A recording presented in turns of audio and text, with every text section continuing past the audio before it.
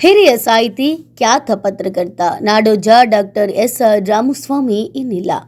ಹೌದು, ಕಳೆದ ಕೆಲವು ಸಮಯದಿಂದ ವಯೋಸಹಜ ಅನಾರೋಗ್ಯದಿಂದ ಬಳಲುತ್ತಿದ್ದ ಹಿರಿಯ ಸಾಹಿತಿ, ಖ್ಯಾತ ಪತ್ರಕರ್ತ ಹಾಗೂ ಸಮಾಜ ಸೇವಕ ನಾಡೋಜ ಡಾಕ್ಟರ್ ಎಸ್ ರಾಮಸ್ವಾಮಿಯವರು ಇಂದು ಬೆಳಗ್ಗೆ ನಿಧನರಾಗಿದ್ದಾರೆ. ಚಾಮರಾಜಪೇಟೆಯ ಕೇಶವ ಶಿಲ್ಪದಲ್ಲಿ ಬೆಳಗ್ಗೆ 10 ಗಂಟೆಯಿಂದ ಮಧ್ಯಾಹ್ನ 12 ಗಂಟೆವರೆಗೆ ಪಾರ್ಥಿವ ಶರೀರದ ಅಂತಿಮ ದರ್ಶನಕ್ಕೆ ವ್ಯವಸ್ಥೆ ಮಾಡಲಾಗಿದ್ದು, ಮಧ್ಯಾಹ್ನ 12 ಗಂಟೆಯ ನಂತರ ಚಾಮರಾಜಪೇಟೆಯ ರುದ್ರಭೂಮಿಯಲ್ಲಿ ಅಂತ್ಯಕ್ರಿಯಾ ವಿಧಿವಿಧಾನಗಳು ಜರುಗಲಿವೆ.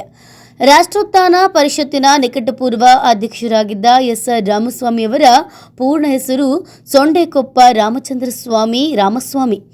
29 ಅಕ್ಟೋಬರ್ 1937ರಲ್ಲಿ ಜನಿಸಿದ ಅವರು ಕನ್ನಡದ ಸಾಹಿತಿ, ಪತ್ರಕರ್ತ, ಕಲಾ ವಿಮರ್ಶಕ, ಪರಿಸರವಾದಿ ಮತ್ತು ಸಾಮಾಜಿಕ ಕಾರ್ಯಕರ್ತರಾಗಿ ನಾಡಿಗೆ ಅವಿರತ ಸೇವೆಯನ್ನು ಸಲ್ಲಿಸಿದರು.